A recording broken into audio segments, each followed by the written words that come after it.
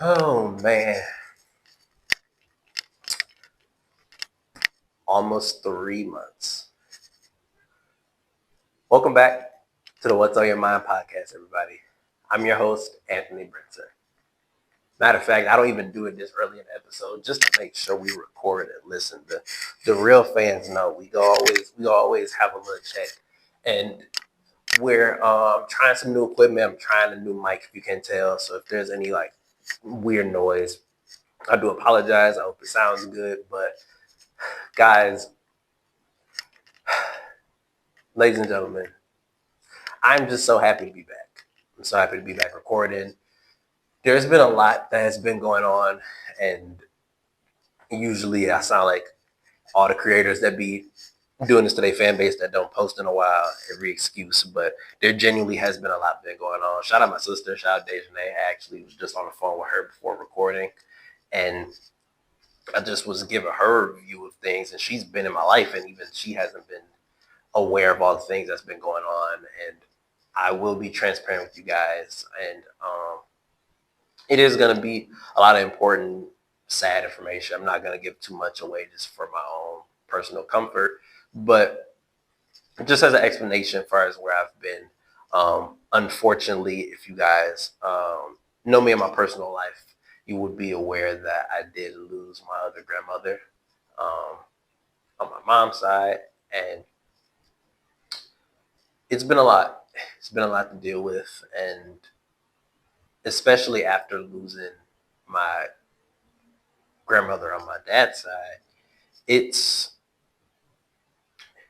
it's really reshaped how I view a lot of things and how I just process a lot to where I couldn't imagine my life without them.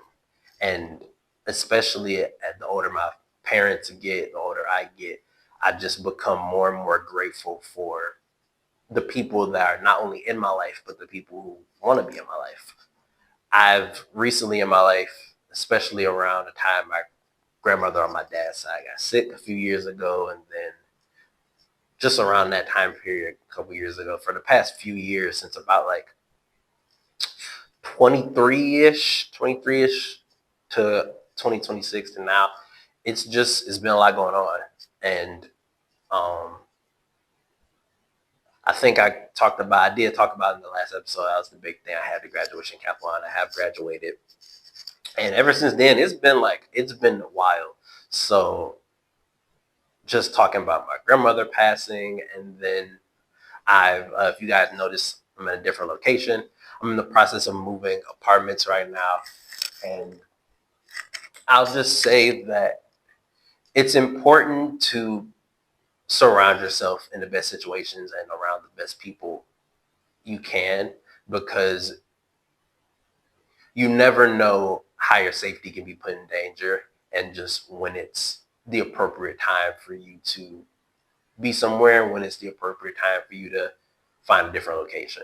So um, I'm sure that this process will, no matter what, it'll be in the hands of the Lord, because that's also a long, tedious process. But we moving and we potting, and I'm gonna look back on this episode so happy and so proud, because I'm gonna keep to my word that this podcast is gonna change people's lives. And it's gonna change my life.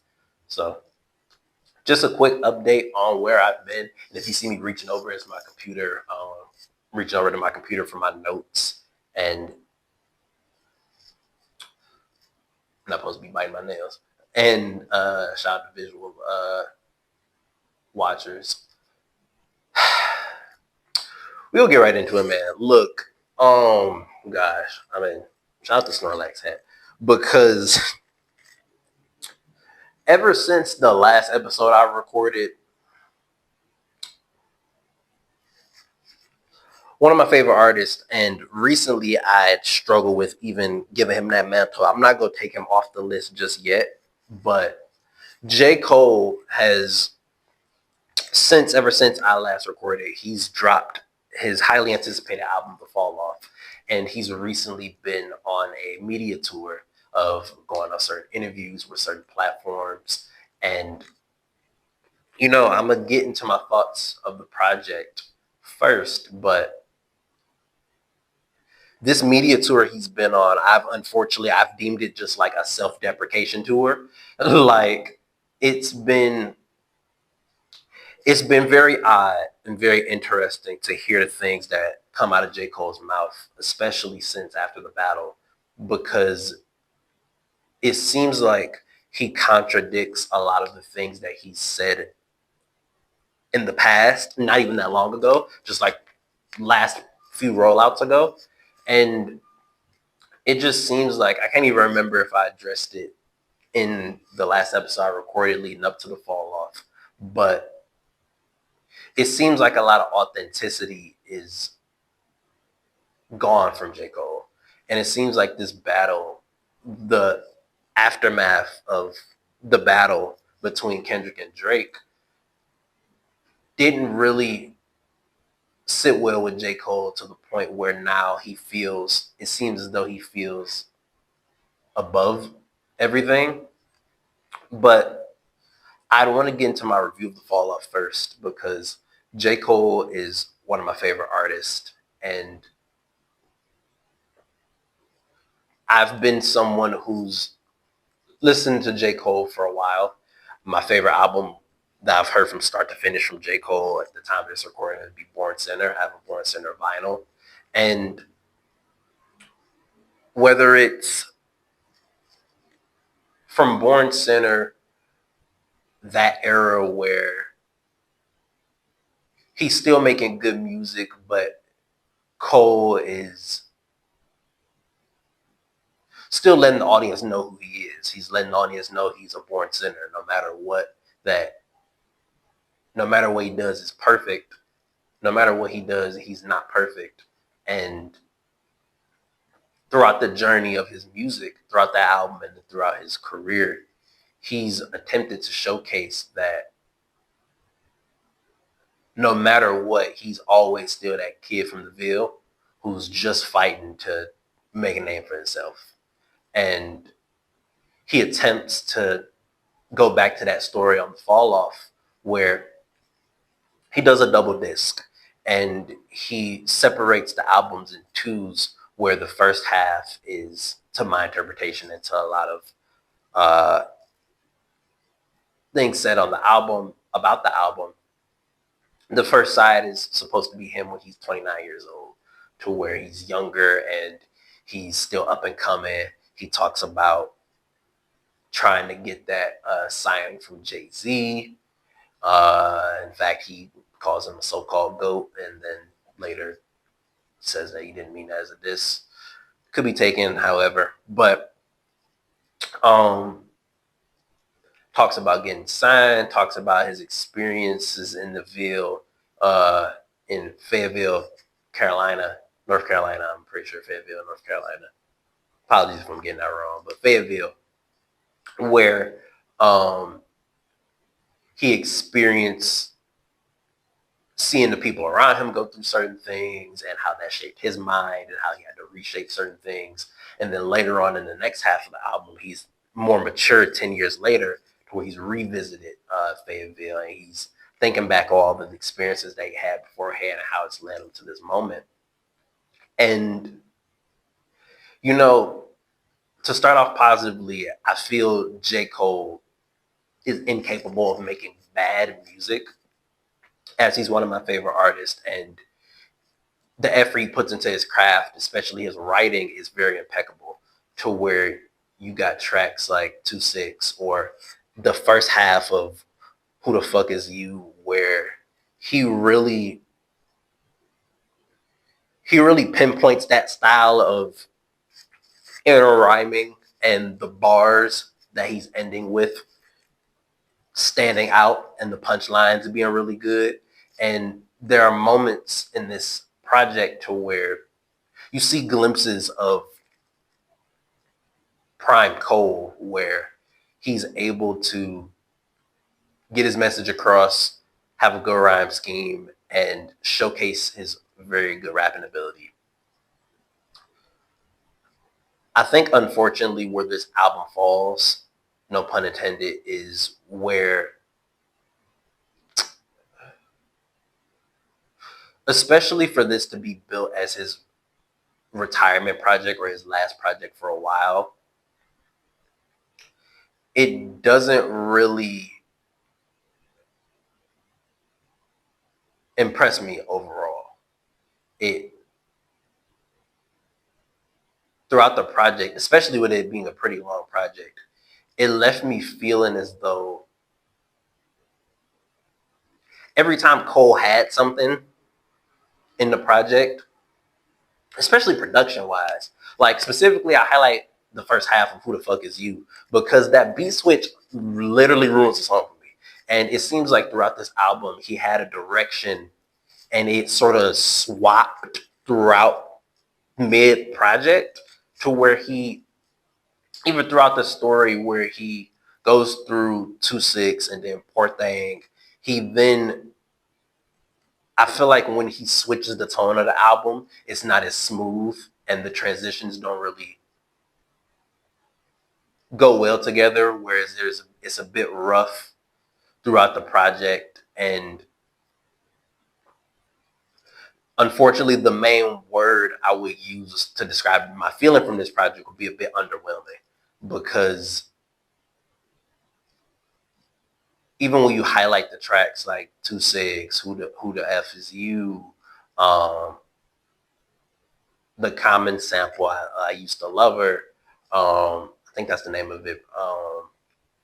Tracks like that, the Let Out. My favorite song on the project is definitely the Let Out, where he goes with the production, he uses his voice as an instrument, and tracks like that he really shines. But it's like a 20-something song project, and there are only a few tracks I can take away from it where I'm like, that feels like Cole. And then usually I say, like, hey, especially on the internet, this is a crime. People act like your opinion can't change, you can't grow. There are many projects in my life where I didn't like it at first and it grew on me. And I have been thinking, especially with the tracks I took away from the Fall Off, like, man, I really want to listen to the Fall Off one more time to see if I can come away from it, because J. Cole is one of my favorite artists. Like, if I end up liking this project, hey, I'll get the vinyl. It'll be more music I can listen to from one of my faves. And just as I was about to give the project another try, so I listened to it about, I think, from start to finish once, and then like multiple times, from like 3 or 4 times where I went back and listened to like majority of it. But it's a pretty long project. So, and I've replayed the tracks that I named earlier a lot. So,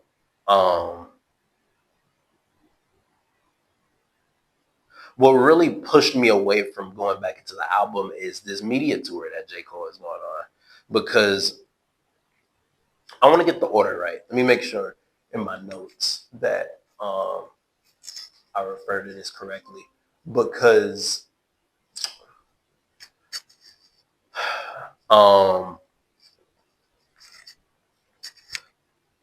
shout out J. Cole first again for doing his interview with Cameron, because that situation had gotten pretty weird to where, for context, J. Cole had worked with Cameron on the Might Delete Later project, and he had asked Cam to do a couple features for him, and Cam had knocked him out pretty quickly.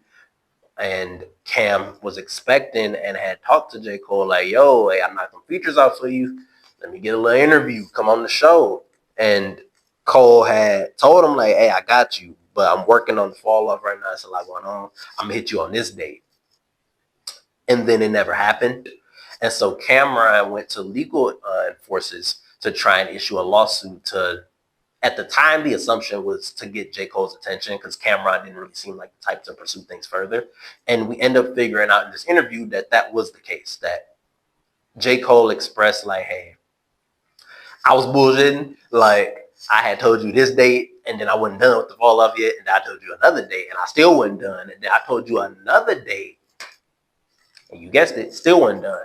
And so I kept having to tell you that, and then it felt like you was sounding like, yo, it felt like you was giving me the runaround. Like, it felt like as I was telling you that I wasn't done with the project, you felt like I was BSing you and I wasn't trying to do that. And Cameron like, yo, like, yeah, Like, pretty much. Like, I ain't want that lawsuit to go nowhere, but I had to get your attention. Like, especially because I knocked those features out quick. I didn't take you for no crazy dude, but I was wondering, like, what happened? Like, it felt like you spent me. So that was cool that they got the interview done. And the interview overall was actually pretty nice.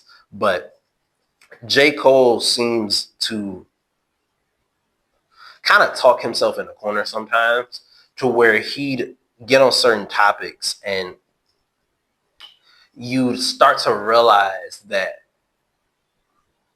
J. Cole is the perfect example of why always staying in the middle is very problematic and dangerous, because not only do you never showcase where you stand, but your words, and you end up tripping over your own words and your message gets diluted because you don't really, your actions don't really match your words. And for J. Cole, it seems like throughout his whole career, he seems like this walking contradiction, to where even as a fan, I've always questioned people who criticize J. Cole. Why do they feel that J. Cole never sticks, or why doesn't J. Cole music ever land for them? And throughout this media tour, it unfortunately opens my eyes. The apology was the first thing, and this media tour now opens my eyes to where J. Cole doesn't really feel J. Cole. J. Cole doesn't really believe in J. Cole. And that is a very just mind-boggling thing to wrap my head around, because it makes you question, like, what does J. Cole believe in? To where in the camera interview, Cam asked him, was the Diddy story true? To where, for context, J. Cole had gotten into a fight with Diddy and swung on him. And J. Cole has talked about this on the off season, and J. Cole admitted that the story was true, but that he didn't want to tell the story because of what Diddy is going through, and he doesn't want to kick Diddy while he's down.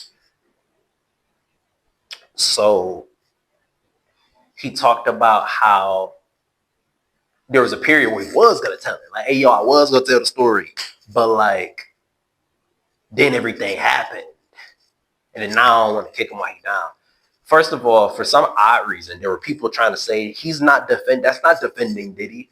So listen, I saw Screwface Jean do it. I don't know if I'm going to put the edit up or I'm just going to say it. But, like, if you look up the definition of defending, even if you don't look it up, everybody's basic definition of defending should be, at least in my brain,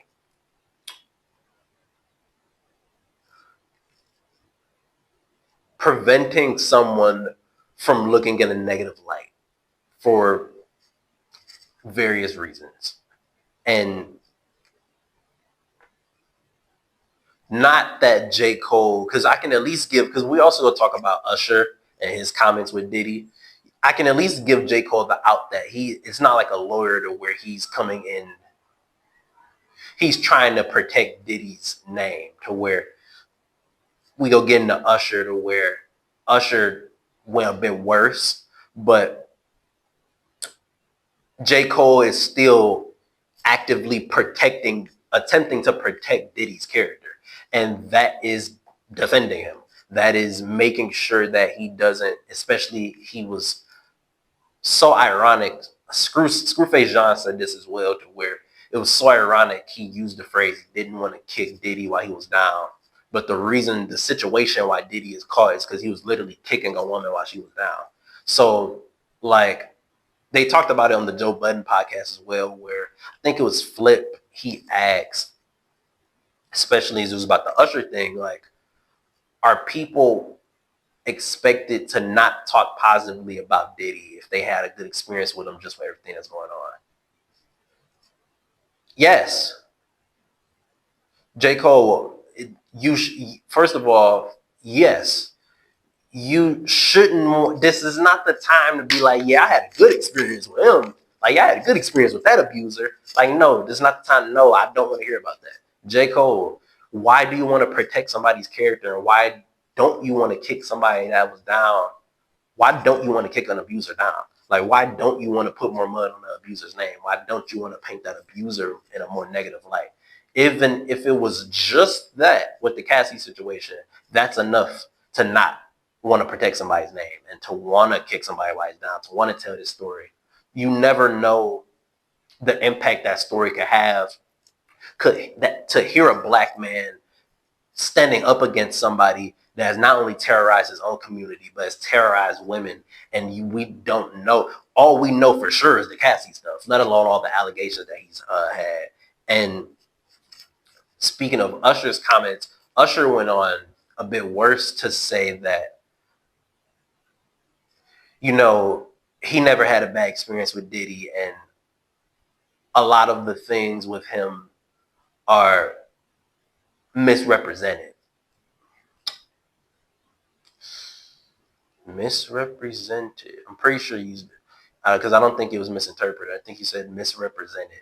So him kicking a woman while she died, that was misrepresented. Oh, okay. Yeah, no, these niggas be weird as fuck in the industry. Like, I'ma just go ahead and be like, hey, listen, just like Dot said, I don't know Kendrick Lamar in real life either, but just like he said, fuck you niggas and fuck the industry too. Like, hey, the industry can hate me. Fuck them all and their mama. Like, listen, yeah, I don't know these people in real life. I don't know J. Cole in real life. I clearly don't want to know Diddy. Don't know Diddy in real life. But it's very odd that people are still coming to the defense of someone who is, at bare minimum, been someone who's abusive. And the only reason he even owned up to the abuse of Cassie is because it got revealed. If it never got revealed, he would still be denying it. So it's very weird for J. Cole to not want to kick him while he's down. It's very weird for Usher to say that he's misrepresented. I don't know, man. At least that's it with Usher, because J. Cole has continued to go on these interviews, and he went on to go on the 7 p.m. in Brooklyn podcast with Carmelo Anthony. And shout out Melo and them for their show, man. They do a wonderful job. I'm a big fan of their platform as a podcast.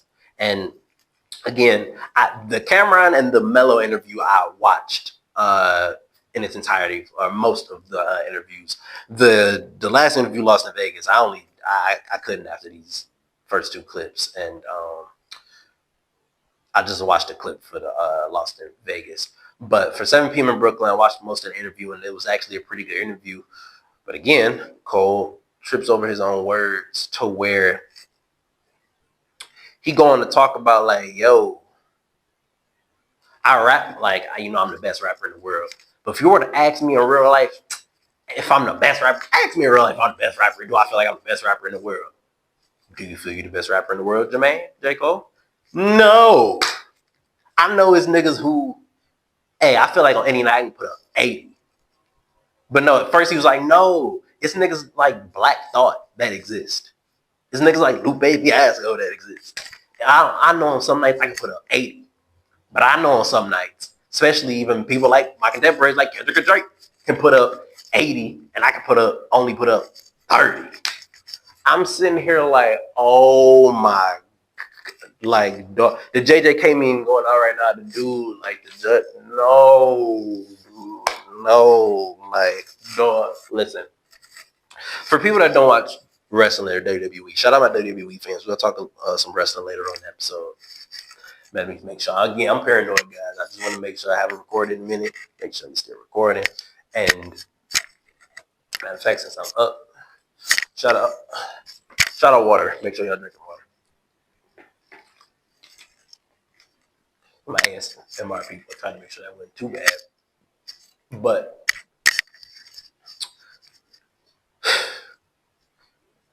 for people who don't watch wrestling, don't watch WWE, there's a term used in the community called kayfabe, where usually the phrase is keeping kayfabe alive, meaning you protect the mystique and the story behind the movie or the act or the story, to where a lot of people, and I hate when people do this, but a lot of people call the WWE fake, like, oh, that shit not real, etc.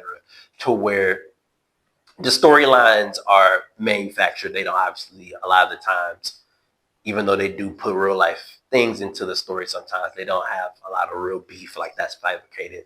But the choreography is more physical. And while none of that is relevant, there's usually the agreement to not reveal a lot of the behind the scenes things that go on behind the company to keep the lore and the mystique alive of the business, so where when you watch it, you're still surprised, you're still in awe.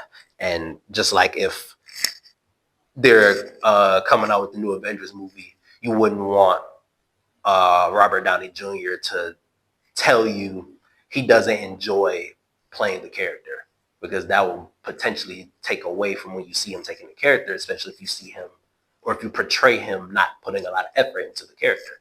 So with J. Cole, it's like, you know what, bro?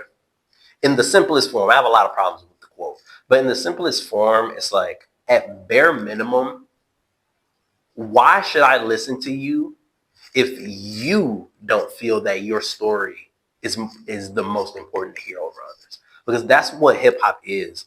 Especially, we go also talk about Jay-Z, the Jay-Z interview that he had a while, to where it's so polarizing when people don't view hip hop as a sport, or when people don't understand the importance of battling or confrontation in life and in hip hop, because unfortunately, confrontation is unavoidable.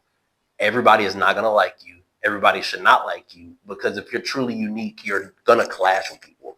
And so it's just heavily important how you handle that clash and how you handle that confrontation, especially when confrontation is brought to you. And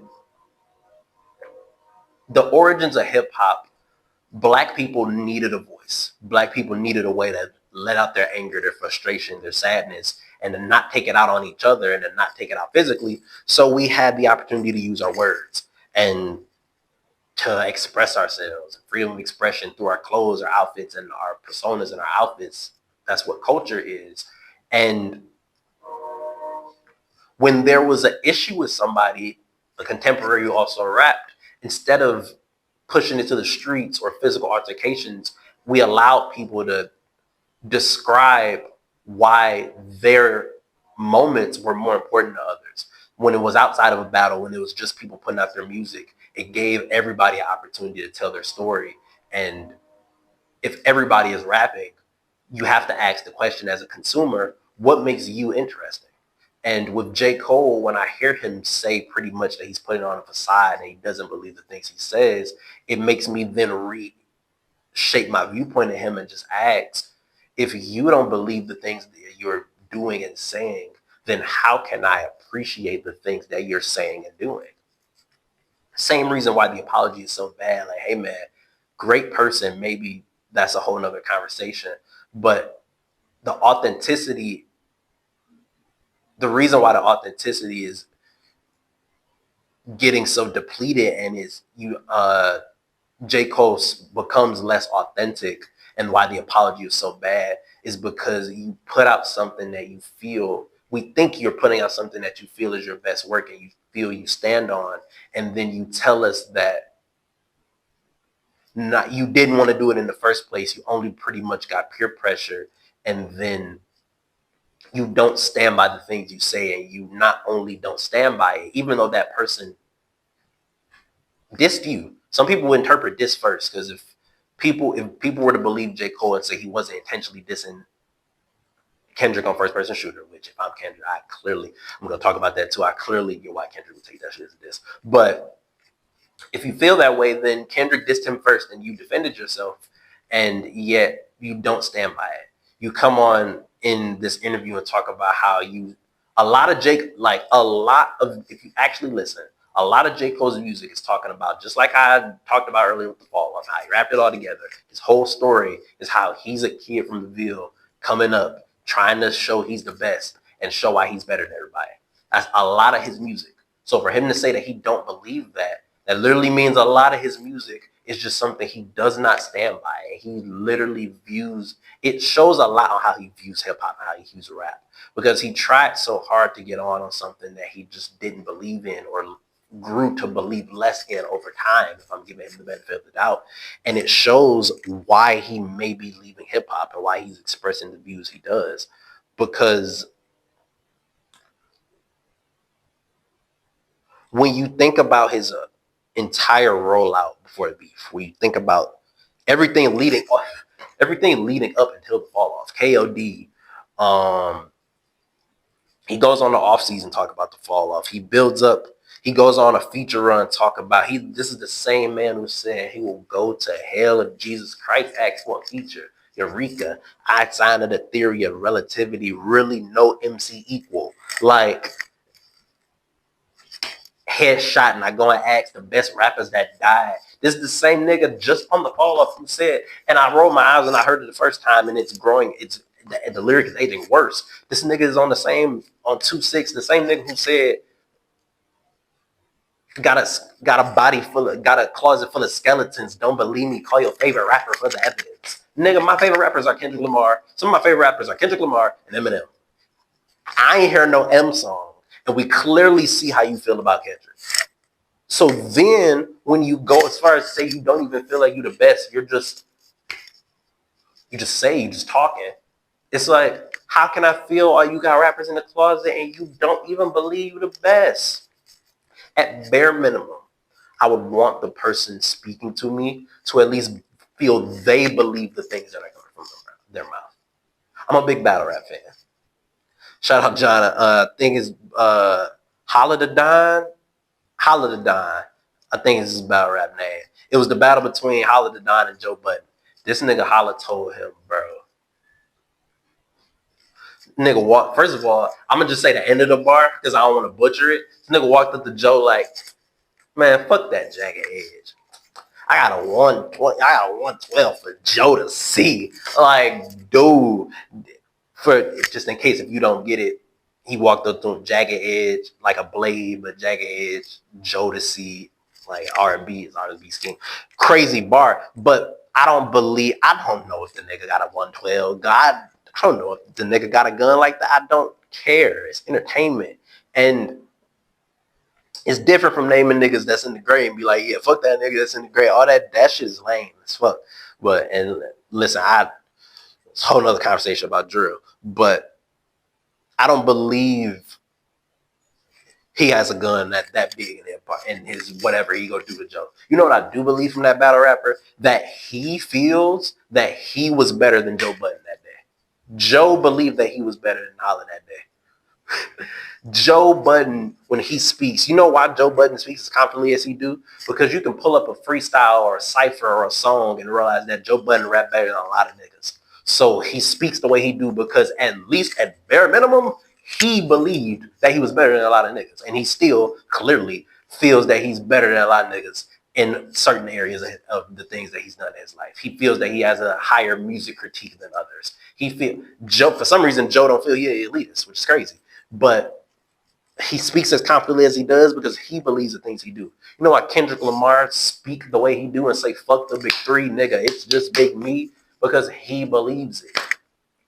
Hell, Drake believed it.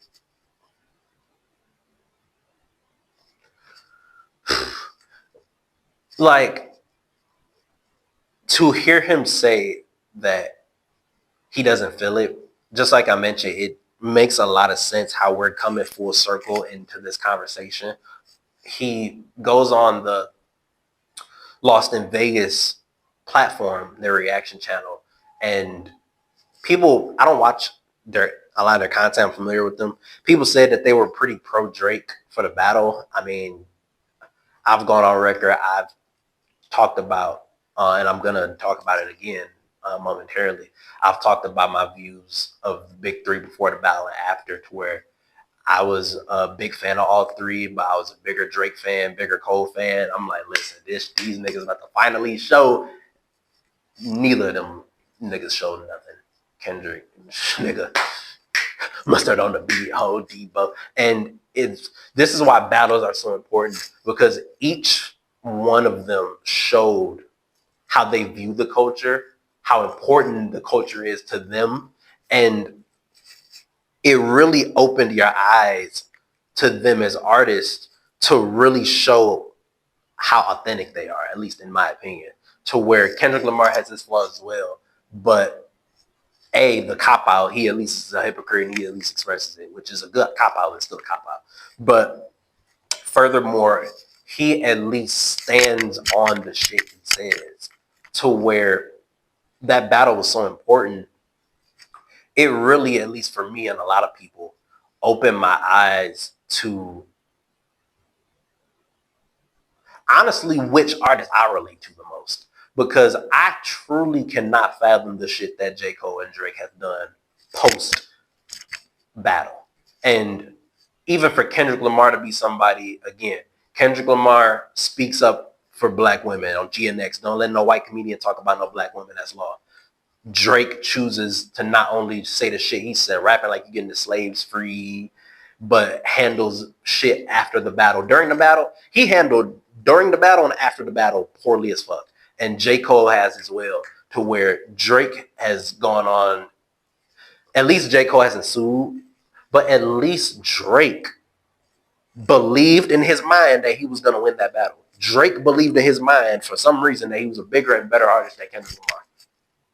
No fault of his for him to feel he's better. He should feel he's better. But for some reason, he felt he was a bigger artist than Kendrick Lamar. And that was one of his biggest mistakes, feeling like Kendrick Lamar was so beneath him. And that fucked him over. And again, it makes complete sense of how he gets to where he gets with a lawsuit. He felt Kendrick Lamar was so beneath him mentality-wise and numbers-wise that when Kendrick Lamar smacked that nigga across his face and showed him shit really wouldn't sleep.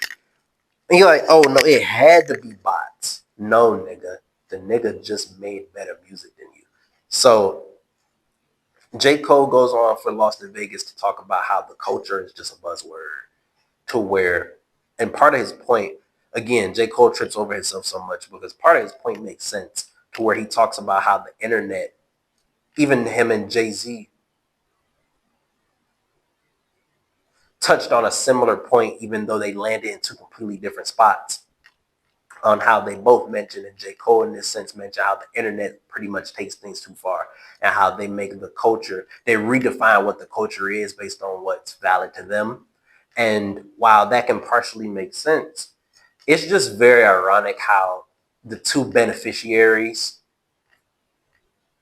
how the two non-beneficiaries from the battle all of a sudden Drake felt, oh, rap is in a weird spot, talking down on rap and saying he don't need rap. J. Cole saying the culture is just a buzzword. It's funny how the non-beneficiaries don't really connect with the culture as much no more, and J. Cole even seems like he's more above confrontation, above battling. He even walked back on Poor Thing, where he goes on an entire rant calling a nigga a punk bitch on the song. But then when asked about it, he said, like, yo, hey, who you talking about in the song? Yo, that ain't really even important. Like, I'm really talking about a lot of niggas. Like, dog, what do you stand for? What do you believe in, dog? What do you believe in? And it's a bit interesting because he even also in the camera interview talks about how he hate what the culture did to Drake. And that's another thing, this weird trend of people trying to victimize Drake from the battle. Drake was calling that man a woman beater. He was calling that man's wife a bitch. He was saying his son's kid's not his. First of all, that's defaming, Drake. It's not. Nobody would a defamation case rap as a whole. Niggas, especially as somebody that had to take criminal justice classes for my degree and know what defamation actually is. A lot of people don't understand defamation or freedom of speech. We're gonna talk about that too. But like,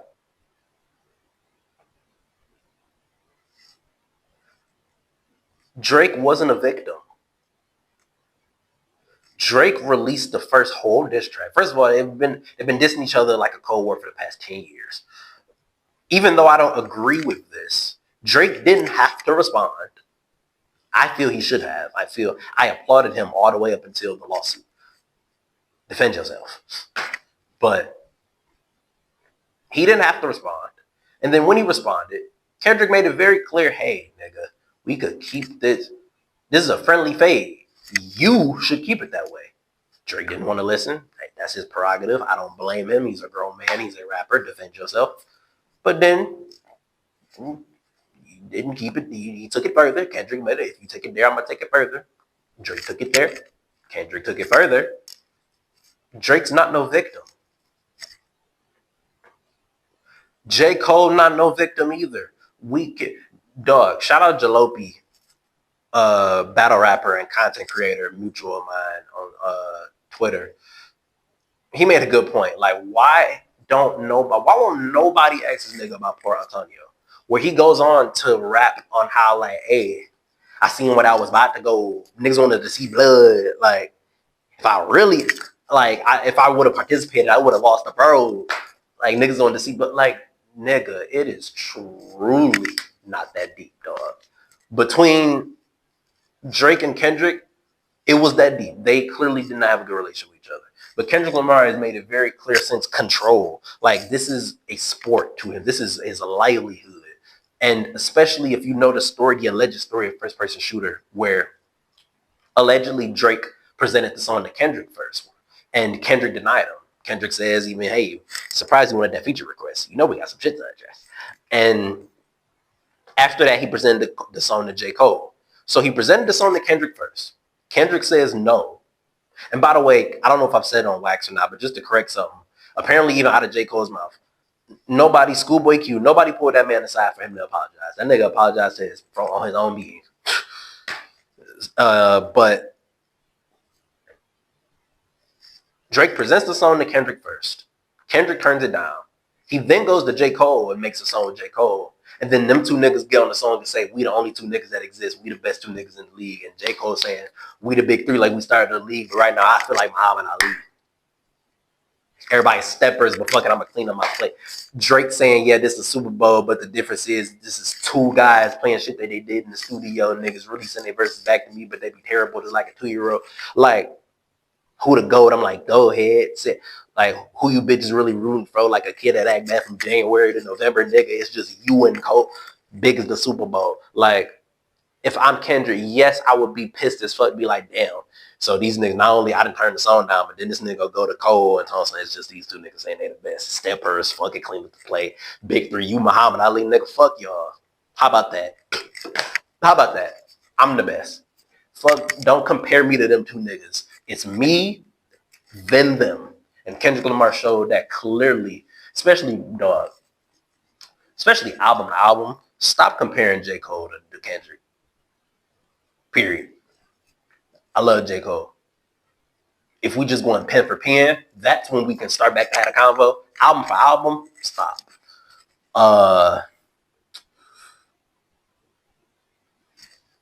And it's so deep with how much of an impact this battle has had, even still to this day. Dog, it's been 2 years. To see how each artist has handled themselves since that moment, to where Kendrick really, unless provoked, really kept his mouth shut. Drake was doing the shit he do, saying rap is dead, you don't really need rap. Going on niggas' stream. I think he went on like Aiden stream, I think, talking shit. That's when then we said that he said fuck a rap beef, I'm trying to get the party lit, but then still sending shots.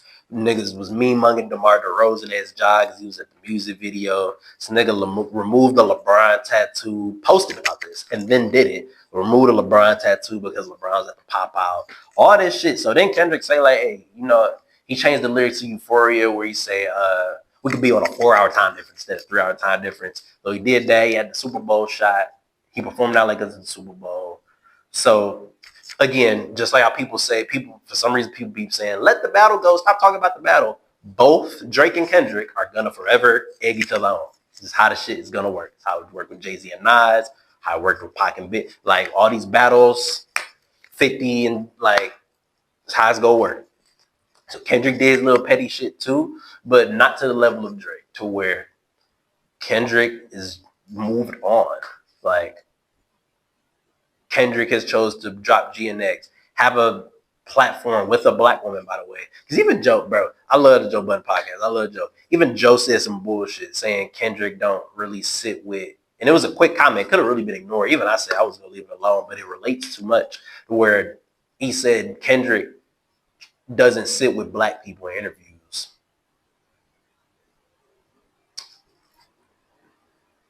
Not only is that factually not true, Kendrick shows his support for the black community a lot, especially more in comparison to artists that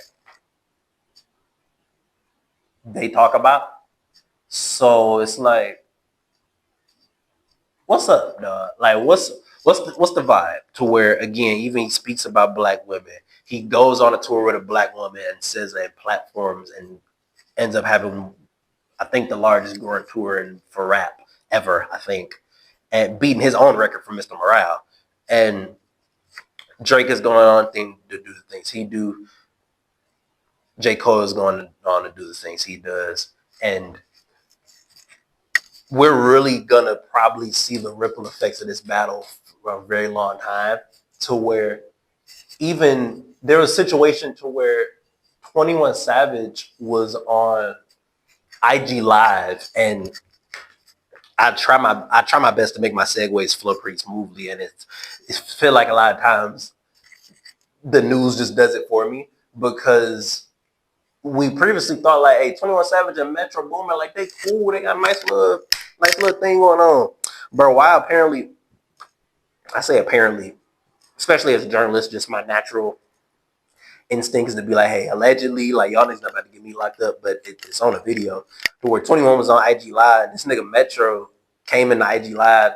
He's apparently called that nigga OVO Salvage, and then left. Like, hey, you're untied. I know you need to take balance. Like, niggas don't really fuck with each other like that. And that's so crazy. And the niggas that ride for Drake, like, again, that's your prerogative. But just, we not gonna act like this nigga was just some. Because even then, J. Cole said, and Jay-Z said as well, and again, segue. But, like, you hate to see people do Drake how they did and make it about his personal life, and fans take it too far. Listen, entertainers, even myself, have a huge responsibility in the audience that we cultivate. And so Drake has cultivated this audience that's snobby and pretends that they're better than everybody, and Drake is they're above people. And the reason why people celebrate Not Like Us in that moment is because Drake is the same nigga who would capitalize on that same shit. And nobody had a problem when it was Meek Mill. Nobody had a problem when Drake was dissing Megan Thee Stallion. Nobody had a problem when Drake was on the stage with a 17-year-old kissing a 17-year-old girl. Like, with niggas, and even unfortunately me, until the lawsuit was my nail in the coffin. People can even criticize me and say they took the lawsuit instead of all the other stuff that he did. It'd be a fair criticism. All the shit that niggas let him get away with, and he's the one who doesn't appreciate when somebody gets the one up on him. He sues and feels the label can't push Kendrick how they did, but yet they pushed his tracks how he did, talking about Kendrick was a woman beater, how his wife's a bitch, how the nigga literally said, shake that ass, bitch, hands on your knees, hands on your knees. Shake that ass for Drake, now shake that ass for me. Now, I ain't talking free, I'm talking about that nigga Dave. Your man's a love cake. We call that shit a mini Drake. By the way, for the niggas that be trying to say Drake wasn't rapping in Family Matters, listen, I don't fuck with the nigga either. We just not gonna lie though. But, if he wrote it, whoever wrote it. But, like, Drake get to talk crazy and do crazy shit. Cole gets to say shit and backtrack it. But yet, we as the fans are crazy. We're the ones that want blood. We're the ones that take it too far when we hold them niggas accountable for the shit they do and say. No, that's not how the fuck that gonna work. J. Cole is one of the biggest gaslighters out right now, because he will sit there and do something and then look you in your face and tell you that you're wrong for interpreting it a certain way. J. Cole just recently in a fire verse where Mike Will made it said, fuck them sympathy Grammys that they tried to give you. Again, if I'm somebody and even if it's not as direct as, if I'm somebody like Kendrick Lamar who undoubtedly but understandably plays the game, goes in front of the white faces, goes in front of the black faces, makes the collaborations with everybody, goes to the Grammys, accept the awards.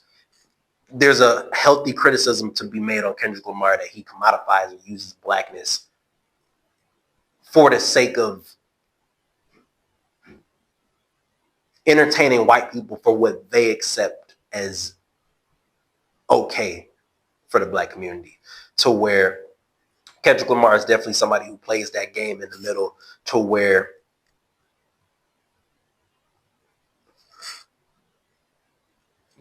what's the okay black experience for white people, Kendrick Lamar sort of puts on display. Where even Kendrick has a past, to where Kendrick, there was, even if you dig really, really deep, Kendrick has always talked the best about black women. Kendrick, even in Mr. Morale, talks about how he cheated on with a white woman, and then Kendrick Lamar, understandably, he is the people like Lil Bill's Barbershop talk about how Drake wasn't talented or let me not say intelligent, talented or well in the know enough to articulate on the Kendrick just opened his mouth. Someone give him a Grammy right now. To where if you pay attention to Kendrick Lamar's career and even the things Kendrick Lamar talks about in his own music, you can understand that Kendrick Lamar willingly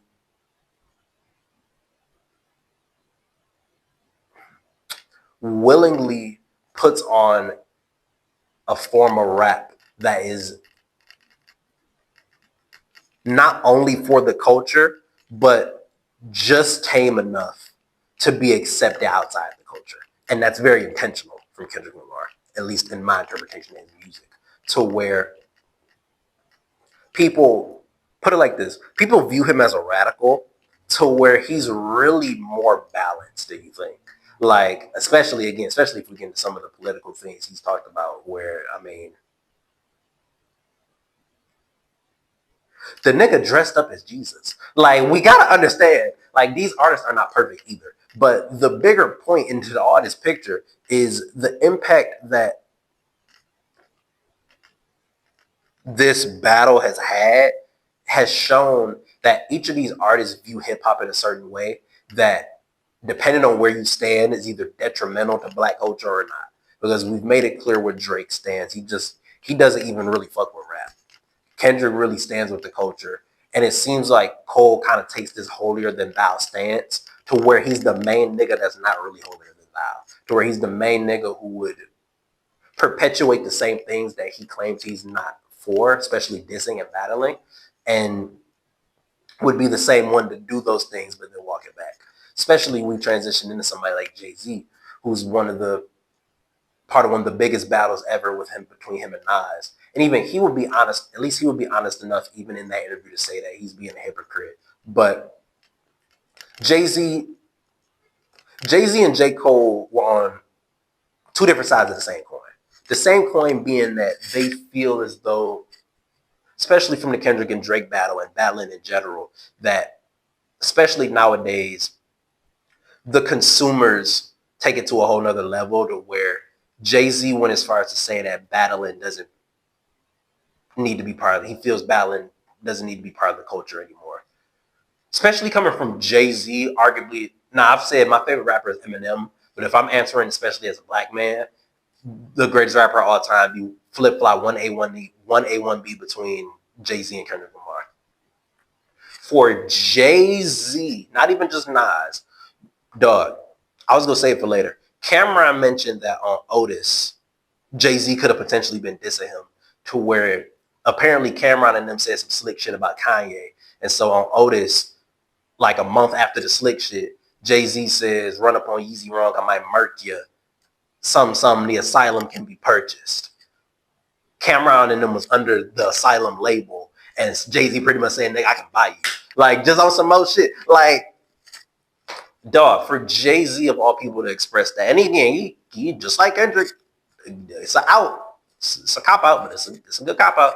He at least expresses, like, it sounds crazy coming from him and he a hypocrite. But again, I talked about the importance of battle rap and the importance of battling. By the way, even people I disagree with, people like Screw. If I'm somebody like Loaded Lux or a battle rapper, I would be offended by that. Even if he wasn't talking about battle rappers specifically, because Jay-Z, you would think, is for battle rap. I mean, you go get this work. It's a famous Loaded Lux lyric. Even Jay-Z referenced it to where you would think he wasn't talking about battle rap, but I would still be offended as a battle rapper because his statement was battling should not be a part of the culture no more. Battlers battle for their main job, and he didn't specify. So I would be, even just as a rapper, I would just disagree, especially as a consumer. I disagree because we talked about how it gives people, not only does it give people the opportunity to handle a confrontation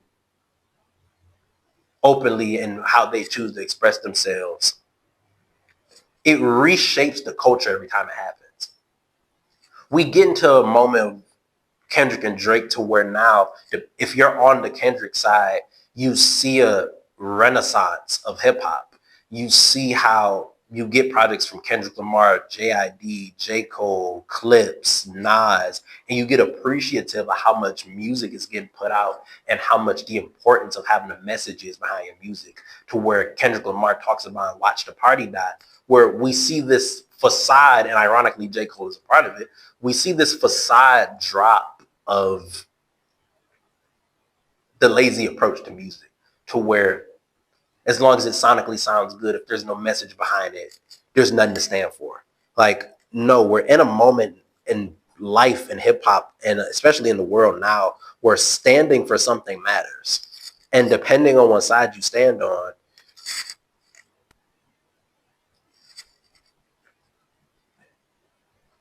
it's gonna show just how much you're either for us or against us. Like, Not Like Us got deemed like this hit, but it's really important to see just how much hip hop is important to especially Black culture, and just how important it is to know where people stand and the things people believe in and the things people won't stand for. And it leads me to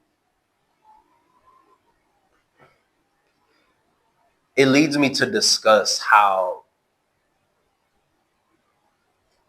credit, everybody makes their own decisions, everybody consumes music how they want to, and everybody chooses to stand for what they stand for. But you realize just how flip-floppy people can be, to where all it takes is a quick apology or a quick tweet for people to turn the other way. And you see people like Kanye West, where he recently dropped his project Bully, and there were a lot of people who reacted to it, even people I look up to. I'm Dante reacted to it. Joe Budden podcast reviewed it. Shout out people like Screwface Jean, who said he is not going to do that. How he is not going to platform that project because and people like Ice on the Joe Budden podcast who also says this and goes like, hey, it's just an odd coincidence that every time he apologizes, he's selling something. To where every time Kanye apologizes, there's a benefit to him. To where this man has been pretty much claimed a former Nazi. And Screwface Jean made another important tweet and another important point where it's easy to separate the art from the artist, but Kanye brought it to his art. This nigga made a song saying "Hell Sittler." I don't know if I even say his name and get demonetized yellow, but "Hell Sittler."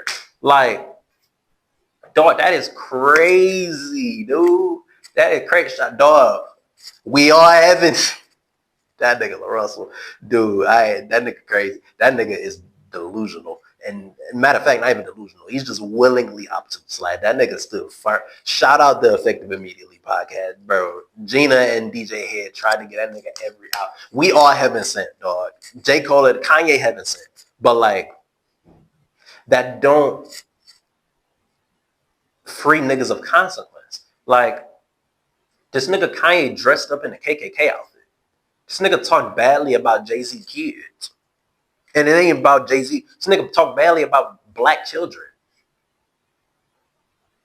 I'm just not I'm platforming him by even talking about it right now, but I'm not about to go rush to that nigga project. Maybe I'll listen to it, maybe I won't. I'm not about to go rush that nigga project and come on my platform and be like, hey, this nigga Kanye, hey, he back. Like, no, bro, what the fuck? Do we got standards, dude? Do we have standards, dog? Do any of y'all got any type? What do y'all stand for? Truly. And why?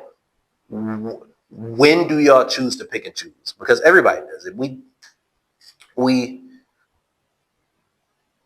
all decide to view people a certain way or give certain people chances based on if it's family or friends, or you never know people's story. But when do you decide to say, I'm going to speak out on this? And when do you decide to say, you know what, I'm going to ignore this, no matter if it may help people, no matter if it may ruffle some feathers. I'm going to stand for something, or I'm not going to stand for something. But moving onward.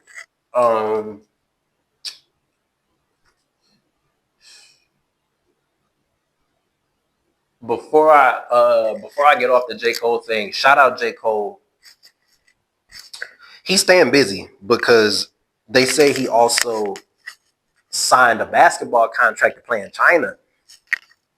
Listen, J. Cole can't hoop. So shout out J. Cole for, no matter if I agree with everything he say or his beliefs or don't know his beliefs, shout out him for doing what feels right to him and living, man.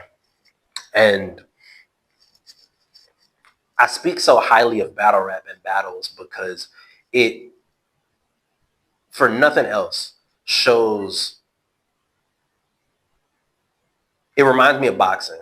Like, at the end of the day, no matter how much somebody talk, the moment you step in that booth and battle somebody and we hear what both sides got to say, there's no more guessing. When two people get in the ring and people do promo and people talk, no matter what, no matter how much people can out-talk somebody, when we see them two get in the ring and fight and punch each other, we really see who's truly the better fighter. And in battles, we truly get to see who is the better MC based on our own opinion. We get to talk about it. We get to judge it based on our own preferences, our own beliefs, our own things we like.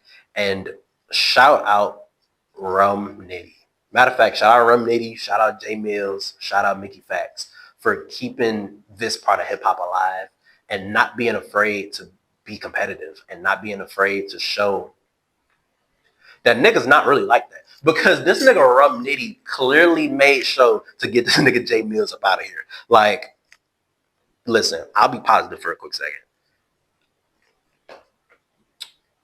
As a rapper, Jay Mills is a good rapper.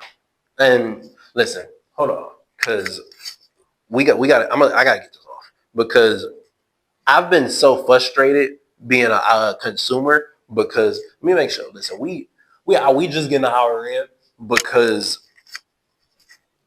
listen, as a rapper and just as an artist, Jay Mills is cool. As a battler, dog, I'm, to be nice about it, I'm just not a fan of him as a battler. Like, ever since the first battle I've heard of his, industry battle, because he don't, that's been another critique of his, like, oh, you won't battle on the stage no more. And listen, that's none of my business. But, like, at least he's battling. And ever since the first battle I saw his of DNA, dog, this nigga got too old by DNA. That nigga DNA clearly won the battle. And Jay Mills, as he should be, is so confident in himself.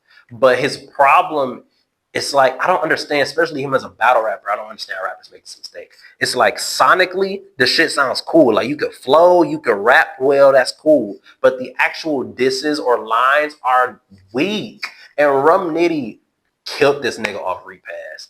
And the Rum Nitty released a track called Repass, dissing mainly Jay Mills, where he also took a few shots at Easy the Block Captain and Mickey Fax, to where I'm not hip to Easy the Block Captain, anything.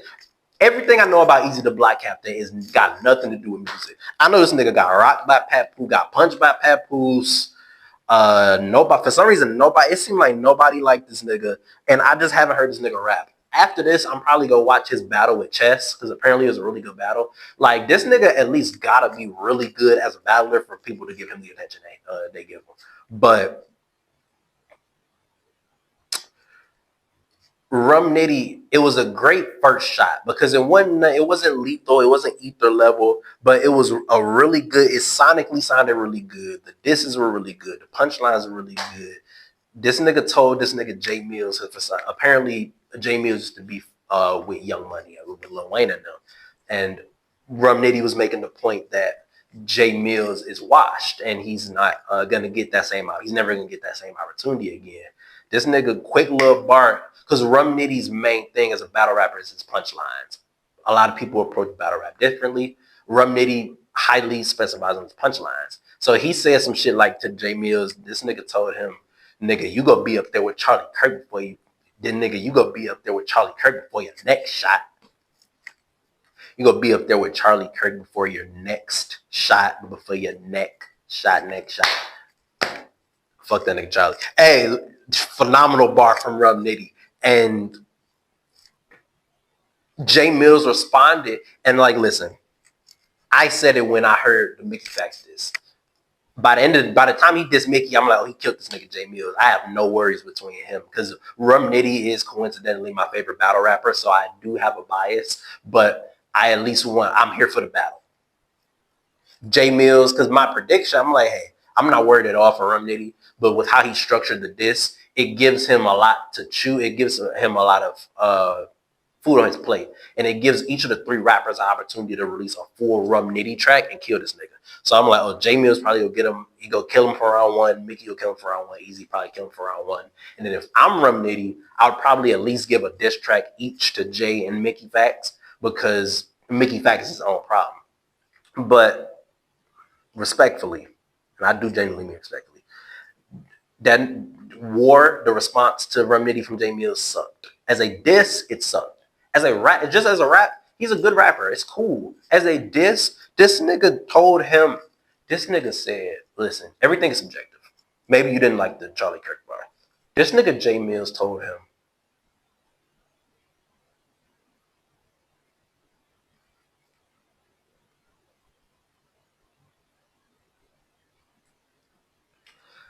bro, I think this nigga said Sunday to Wednesday, I rap 4 days.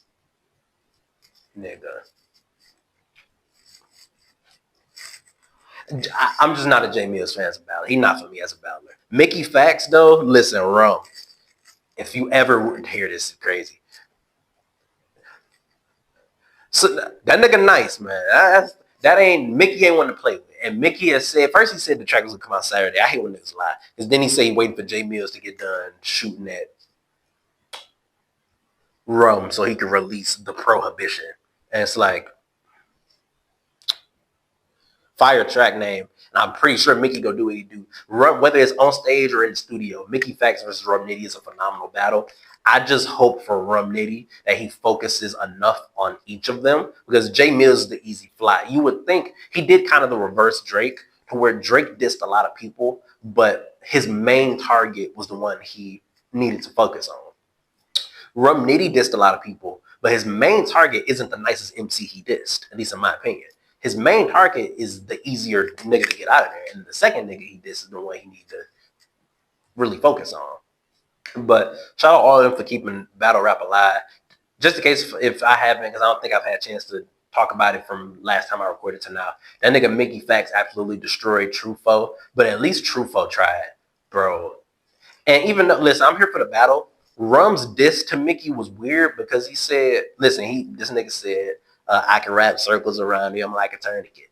Split his whole head in three, like a Cerberus. Like, he was cooking them. The punches was cool, but he said, like, he said Mickey Facts, that nigga Mickey Facts be on some Eric Sermon shit. I can wrap circles around you. I'm like a tourniquet. Style boring. He say pretty much his style. He also said his style's boring, and he doesn't really switch the flow up a lot.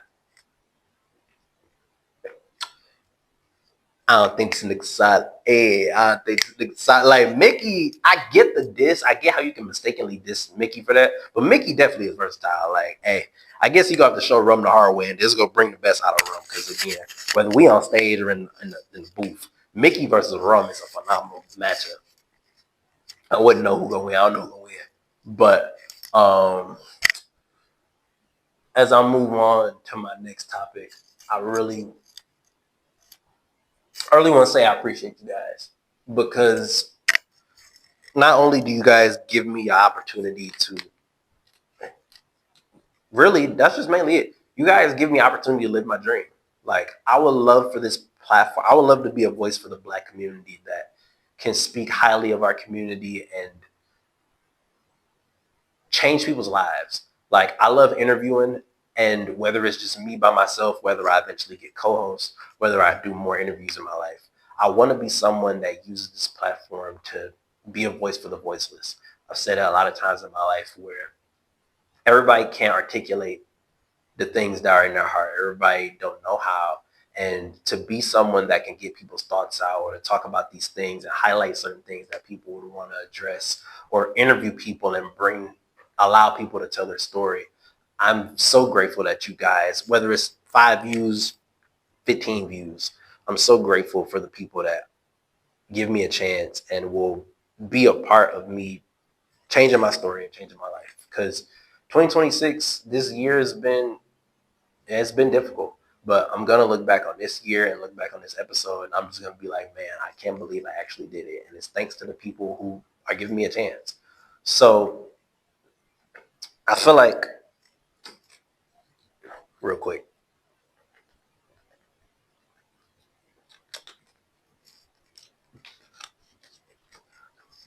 I feel like it's a good thing to go out of your way to highlight the positivity in your life, or appreciate the people who appreciate you.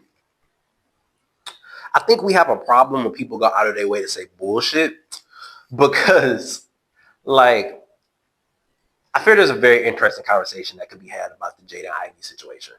For those of you who don't know, Jaden Ivey is a former Detroit Piston, then traded to the Chicago, or got on the Chicago Bulls. I don't know how he got on there. He got on the Chicago Bulls.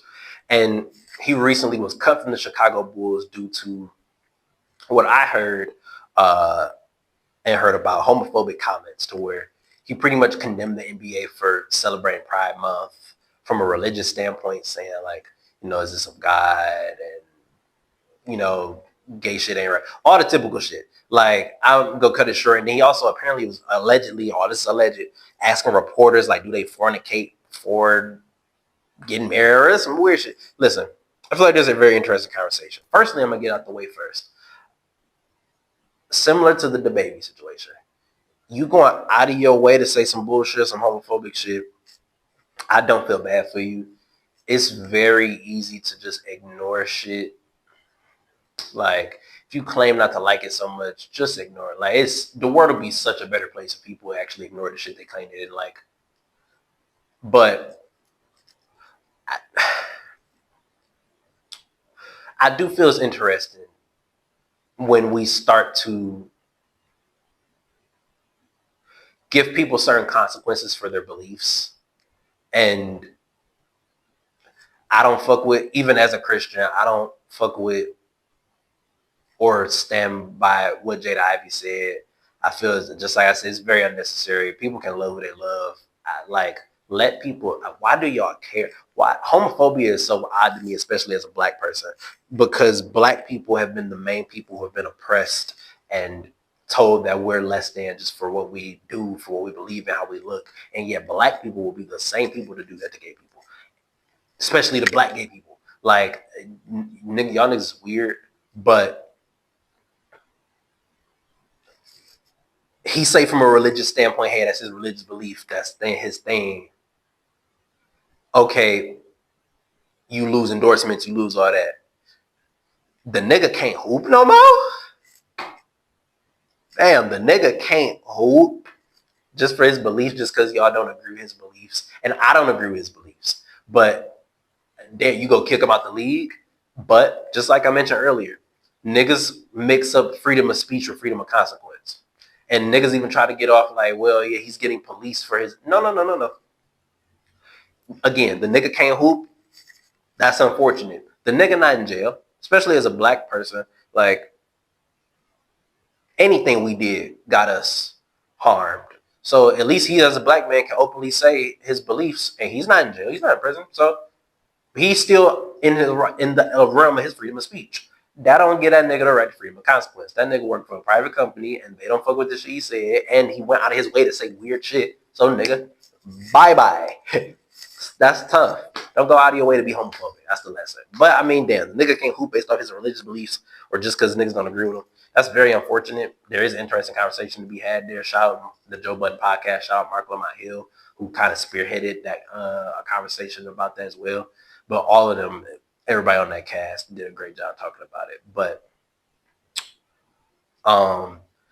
to more so segue into more NBA talk, I mean, I'm recording this beginning of April, and you know, I'm very blessed. First of all, I'm very blessed to be a LeBron fan and not a LeBron hater. Y'all niggas weird too. Listen, I haven't talked a lot of basketball on here. That's got to change, especially with the playoffs coming up. But real quick before I say this, listen, a lot of niggas are very weird when it comes to basketball debates. First of all, you don't got to come from my personal character just for a belief. Niggas get crazy about basketball. But two, especially when it comes to the GOAT debate, niggas try to act like either option between LeBron and Jordan. I do. Now, my version of the hot take of the GOAT debate is it's between LeBron and Jordan. There's LeBron and Jordan, and then there's a gap, respectfully.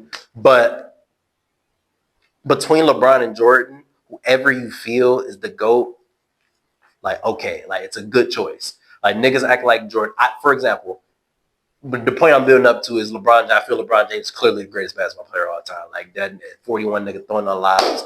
If you a Jordan nigga, okay, that's you. I'm gonna be over here as a LeBron fan. But with that being said, though, I'm someone who feels Michael Jordan is clearly the greatest scorer of all time. I mean, the nigga averaged 30 and got 10 scoring titles. Whoever else you want to present, that's cool. That's great. He averaged 30 with 10 scoring titles. So like I think apparently somebody said the other day that nigga out the gate in his rookie year was averaging 28. Like Jordan's him too, but LeBron James is phenomenal, and I'm so proud and so happy to not only be a LeBron fan but to be a Luka fan. And like basketball for me has been great for the past few years because LeBron James is my favorite player and Luka is my second favorite player. And so when LeBron retires, it's gonna be Luka, and I cannot fathom that nigga is a Laker.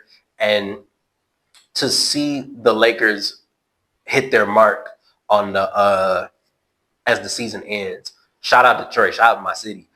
It was such a weird position for me to be in because I'm a big LeBron fan, I'm a big Luka fan, I'm a big Austin Reeves fan. So in turn, I'm just a big Lakers fan.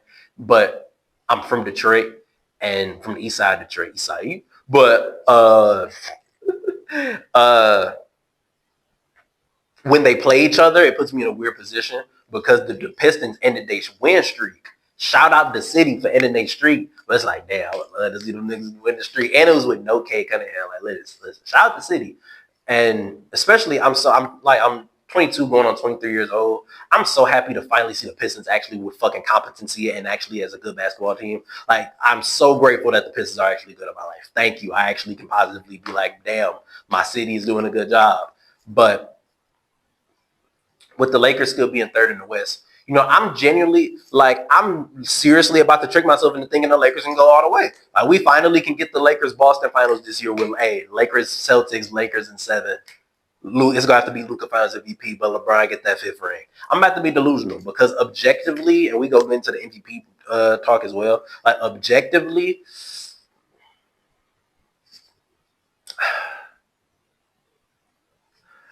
I don't know. If the Spurs translate and what Wemby is doing translates from the regular season to the playoffs, I don't know who can stop them. I want the Lakers to win as a LeBron and Luka fan. If the Spurs play like how they're playing in the regular season to the playoffs, it's probably going to be the Spurs who win it all. And we're probably about to start the era of Wemby's dominance. And that's scary to see because he's only in, year 3? And if it's anybody that can, because whoever can chase LeBron in terms of all his stats and shit, everything he got to start early. Nigga, Wemby, Now, again, Wemby hasn't played a lick of playoff basketball, so that nigga could play in the first round and be ass, second round and be ass. We gotta see, because if it translates, I don't know who can stop him. Like, I don't know who in the league can stop him in the playoffs if that shit translates over. But I confidently say that so much because I'm so blessed. I've been saying how blessed I am as a basketball fan. I'm so blessed with how much talent it is in the NBA, because that nigga Luka just averaged 40 for the month of March, and he's fourth in MVP rating. You wanna know why? There's a nigga above him who averages a triple-double, who on still like 100-some game streak of like the most efficient 20 to 30 piece ever. And then Wemby being the clear best defender in the league on a minutes restriction, averaging like 24 and 11 with 3 blocks. Like, it's some crazy shit going on in the NBA right now. And if I was MVP vote, hey, I just told you what my second favorite player was. If I'm off the bias, if I had a vote, Luka getting the vote. But if I were to objectively view it, and since I don't have a vote, if I were to objectively view things, again, just like I said with the LeBron Jordan debate, any of these gentlemen you pick for the MVP is a completely understandable choice. To act like it's crazy to pick between these 4 gentlemen between. Now, I do feel the conversation should be between 4, and I'm from the city. I love what K was doing, but even before the injury, I feel the MVP conversation should have been between Shai Gilgeous-Alexander, Victor Wembanyama, Nikola Jokic. Really, them 3, because for some reason niggas sleep on Duka, but this nigga Luka is literally averaging better numbers than Shai. This nigga Luka is averaging 32. Like last time I checked, 32, 8, and 8. He just averaged 40 for the month of March. For me, even if I'm objectively viewing things, Shai would not get that award. I'm sorry. If I'm objectively viewing things, me personally, because niggas also trying to get this agenda off that assists are like a bad stat. Listen, I cannot ignore a triple-double. Jokic has been the best player in the league for a minute, and he should already have 4 MVPs. Well, no. I've said I feel he's at the right amount, because I feel he should have got the MVP when Joel got it. I feel Luka should have got it when Jokic got it. So it cancels out. But I can't ignore a nigga having a triple-double. That's just me. So if I objectively were to view things, I would give the vote to Jokic for MVP. But even then, afterwards, my second vote would go to Wemby. And then my third vote would go to Luka. Like, I'd admit I'm not the biggest Shai fan as a basketball player, but he's very talented. And regardless of if I'm a fucking fan or not, the nigga nice. If he get the MVP, it'll be well deserved. It don't really. I see this take that's coming up recently to like not really care about the MVP award. I'm not gonna go that far personally, but I do feel like, listen, whoever don't win, like these are still mind-boggling seasons. Like, if Shai win, we got somebody who averaged a triple-double that didn't win, who get clear defensive player of the year but don't win. Luka just put up 40 in March, and nigga he going down MVP votes. Like, that shows how talented these people are, and we're in for phenomenal. Like, the league is in. For some reason, people worry about what happens when LeBron, Curry, and KD retire. Nigga, the 4 names I just met, we are in great hands. We're gonna be okay.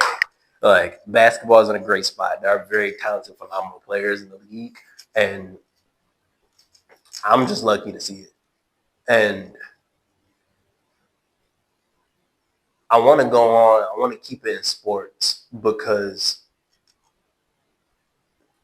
I talked to y'all earlier, but shout out my WWE fans, man. Like, WrestleMania season is upon us, and dog, listen, the build. Hold on, I ain't gonna get up again. The build, I am, nigga. Hold on, got it. Listen, at 1:23 in. Let me look at the camera one more time. Hey, the build to this WrestleMania has struggled, nigga. Like, it's been a struggle. But even though this shit has been a struggle, nigga, this got the potential to be one of the best WrestleManias ever. Wait till I get a soundboard, nigga. This got the potential to be one of the best WrestleManias ever. I'm going to look at the camera one more time, though. Hunter. Niggas be calling you certain names out there. I ain't going to do that on this platform yet. First of all, I am going to call y'all out. I don't understand why, especially for the black talent that carries that company, I don't understand what is such an issue or why they can't say Happy Black History Month. This is the second year in a row where that company cannot acknowledge black people in Black History Month, and that's very shameful. And with that being said, though, I'm gonna look at this camera. Hey, listen, if Obafemi does not beat Brock Lesnar, listen,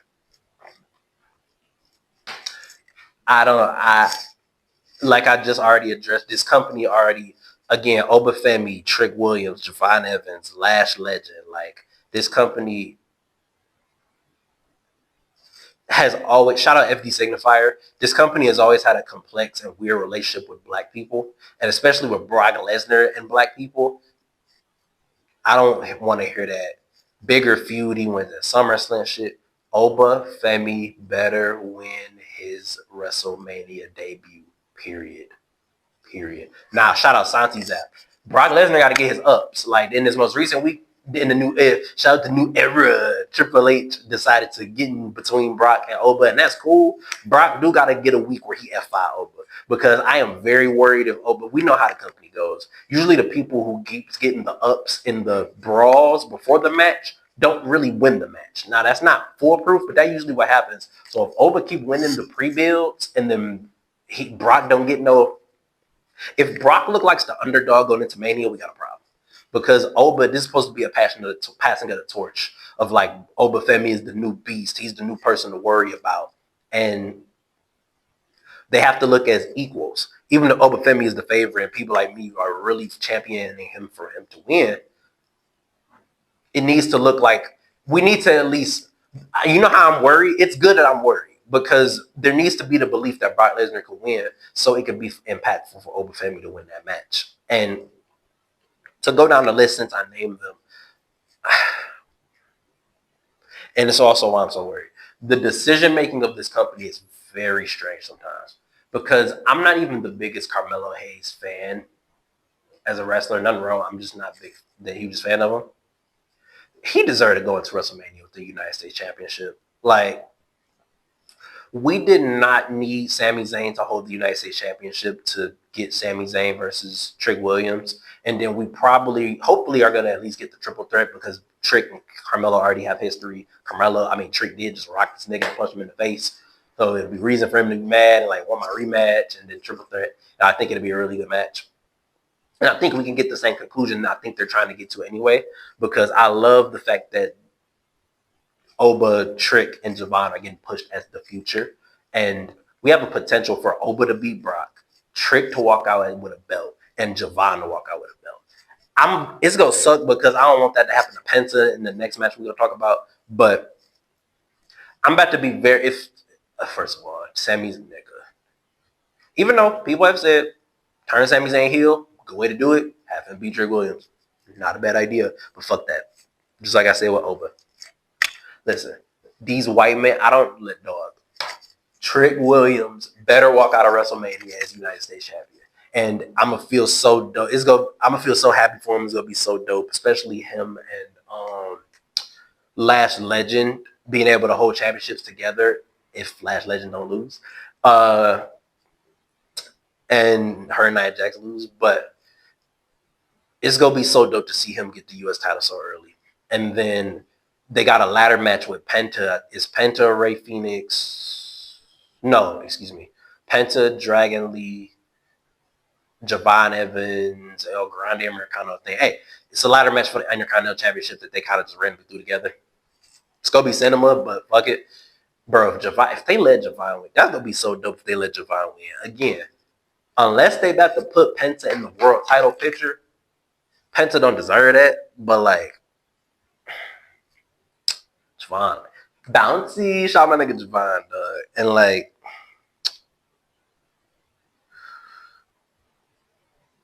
this WrestleMania on paper has such high potential. Like, we're finally getting Cody Orton with a potential double heel turn. Like, Randy already has turned heel, and we could potentially get Cody Rhodes turning heel. And then we're also getting Punk Roman. For reference, my number 1 and 2 favorite wrestlers of all time are CM Punk and Roman Reigns. I have Stone Cold. For people that know me, really, really know me, Stone Cold Steve Austin used to be my 1. I'll just say it makes no sense to play morality police with the WWE. And sometimes when you find out things of these people outside of the business, you kind of just get a different view of them. And because of that, allegedly one of Stone Cold Steve Austin's, I saw a video of just one of his alleged used to be wife saying he used to be putting hands on her, and that's again, I'm gonna speak. At first, I'm like, ain't worth speaking up on, but I'm gonna be the person to speak up on it and say that's weird as fuck and disappointing. And allegedly, Stone Cold's doing that shit with other women. So if just hearing that, I don't know, it just drop him down to 3. And again, people could criticize Punk's politics. Shout out Bill. I know that CM Punk video coming. Listen, I'm gonna be there. And then I don't know about Roman. I love Roman Reigns, especially a cancer survivor. Shout out Roman. To have CM Punk, first of all, to have CM Punk and AJ Lee, but to have CM Punk back in the company already just blows my mind. Like, young 12-year-old me is like happy. Like, I remember CM Punk leaving the company and like wishing, because I had WWE 2K13, I think it was, when he had his arms crossed on the cover, and then I remember him leaving and wishing like, dang, I wish Punk was in the game. Like, I wish Punk was in the company. So for him to actually be back and for him to then wrestle the childhood wrestler I grew up with to love, because I've always loved Roman Reigns, even with the Shield and the Big Dog. So to see him wrestle Roman, it's like, again, why are y'all doing this to me? Like, if you want me to pick, I want CM Punk to win. Like, he is my one for a reason. I do give him the more favoritism, but like, I'm not gonna be surprised if they give it to Roman, because Roman Reigns gets the favoritism. I'm not gonna be mad if they give it to Roman. I'm just, how they do that? And then with how much legacy, pun intended, and history there is between Cody Rhodes and Randy Orton, for us to not only get heel Randy, but for them to finally tell the story of Cody Rhodes finally realizing he's full of shit as well, and realizing not only that all the people mainly that celebrated with him at WrestleMania 40 have betrayed him, but to realize that if he's going to hold that title on his shoulders and he wants to prioritize being the golden boy, he needs to own that role of being hated. And the WWE, I can't wait for them to eventually turn him heel. The nigga literally looks like an asshole. He looks like a dickhead. Like, he looks like Homelander. Like, Cody Rhodes can play a phenomenal heel, especially if y'all niggas know his work outside WWE. Like, Cody Rhodes can play a really good heel. I think he would probably be a better heel. His time of being the babyface is up because all he does is win with no story. So unless they're turning him heel at WrestleMania, I don't really see no point in him winning, and we could just get Randy 15 and let him do the heel run. But Randy not gonna get booed. Randy's still getting cheered no matter what he do. You know the best way for Cody to get booed right now? Beat that nigga. Because he's about to get cheered in St. Louis. Randy's still been getting cheered. It's like, he about to get cheered in St. Louis. He RKO'd Jelly Roll. Niggas not go. He had Cody bloody and they was cheering for more. We want heel Randy. They're just like heel Cena barely was getting booed. Like, at least he was getting some boos. Niggas is not booing Randy for nothing. I'm not either. Like, I'm like, damn, this shit fucked up. But I'm like, I'm not booing the nigga. I'm not gonna boo Cody when he's heel either, because I fuck with the heel. I just told you my favorite wrestler is CM Punk, Roman Reigns, Stone Cold Steve. Like, I fuck with the heel. I fuck with the era of the anti-heroes. And I want them to turn Cody heel. So I would say I want Cody Rhodes to win if they're turning heel. If the plan for him is to turn heel. If it is not, I want Randy to win. But if you only want me to pick one, I want them to turn Cody heel. So I want Cody to win. Because once you take the title off of Cody, first of all, you just put it back on. If you take the title off of Cody Rhodes, he doesn't really have any direction other than going for the main titles. And so unless he go for the world title and then we do Roman Cody at SummerSlam, Roman Cody 3 at SummerSlam, then that'd be a whole other thing. But I don't want Roman Cody 3 unless Cody's the heel, Roman's the face. Because that tells such an interesting story, especially if Cody turns into Roman and Roman can be like, oh, you're turning to me now. You're such a, like, cinema. But, yeah. Bro, shout out Jade Cargill. She's going to be on the Joe Budden podcast. That is so awesome. And her and Rhea, this is also another dream match. I don't know who to pick here either, because it's like David versus Goliath women version. Like, these niggas literally, bro, unfortunately, their promos together have been stale as fuck. But I really love the addition of BFAB and Meechin to the Jade, and then them jumping Rhea and making Rhea look a little weak.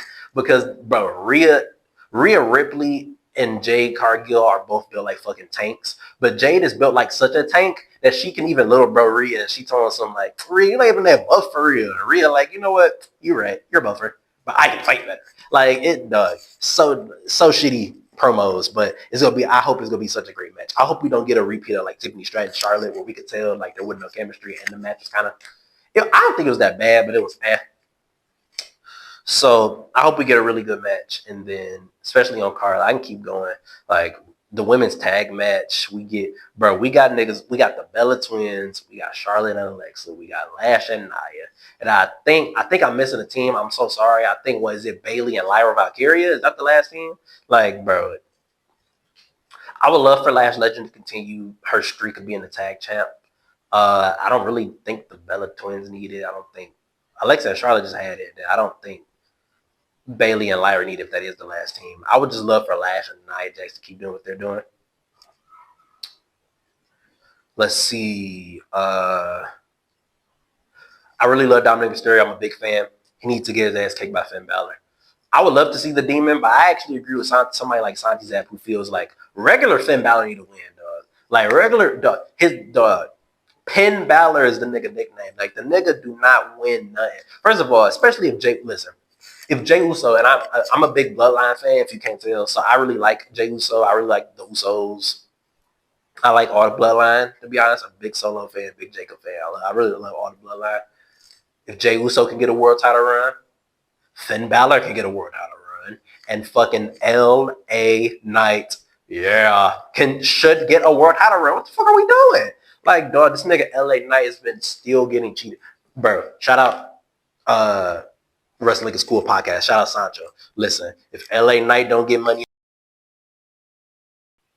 See, this is why I be so obsessed with making sure my mic's still working, bro. Oh my god. My mic died for the last 20 minutes of the episode. So I'm gonna try to get through the rest of my list as quick as I can, because my phone about to die too. But as I was saying, if LA Knight don't win Money in the Bank, dog, I don't know what to do no more, man. And gosh, I forget where I was in those last 20, but I want to make sure I shout out. Did I leave off at the Lash Legend match? I'm pretty sure I left off there to where I apologize if I repeat anything because I can't hear the last 20 minutes. But I know you guys have been here for a while and this has been a pretty long episode. So with the women's tag match, I really would love for Lash Legend and Nia Jax to continue their reign. And I really have loved what the company has done with all the young talent, like I mentioned earlier, people like Oba Femi, Javai Evans, Trick Williams, Lash Legend. Like,